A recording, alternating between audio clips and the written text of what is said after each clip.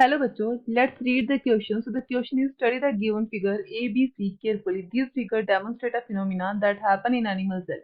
Based on your understanding the phenomena of the related concepts.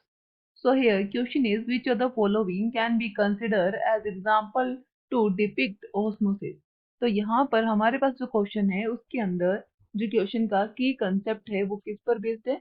तो हमारे question का की कंसेप्ट बेस्ड है ओस्मोसिस पर। और हम चाहते हैं कि ओस्मोसिस से क्या होता है। ओस्मोसिस से सेल के अंदर चेंजेस आते हैं क्योंकि ओस्मोसिस में वाटर के मॉलिक्यूल्स का मूवमेंट देखने को मिलता है। तो हमने क्या देखा, हम जानते हैं कि ओस्मोसिस के रीजन से क्या है, ओस्मोसिस के रीजन से आइसोटोनिक सॉल्यूशन भी देखा जाता है, यानी कि जहां पर क्या है सॉल्यूशन के अंदर दोनों कंसंट्रेशन सेम होती है, सेल का और मीडियम का। उसी के साथ ही एक सॉल्यूशन हाइपोटोनिक भी होता है जहां सेल की कंसंट्रेशन क्या होती है, कम होती है और सेल क्या हो जाती है, स्वेल अप हो जाती है वाटर को लेकर ऑब्जर्व करके। थर्ड होता है हाइपोटोनिक कंडीशन। तो हाइपोटोनिक सॉल्यूशन में क्या होता है, सेल की कंसंट्रेशन हाई और मीडियम की लो होती है जिससे क्या आ जाती है, सेल श्रिंक हो जाती है।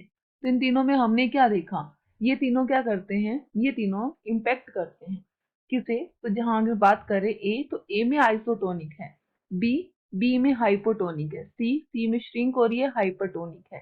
तो हम कहेंगे यहाँ पर ए हेंस एग, ये भी राइट है। बी यानी कि आरबीसी, तो आरबीसी में हाइपोटोनिक सॉल्यूशन है। सी यानी कि एप्रीकोट, तो एप्रीकोट भी राइट है।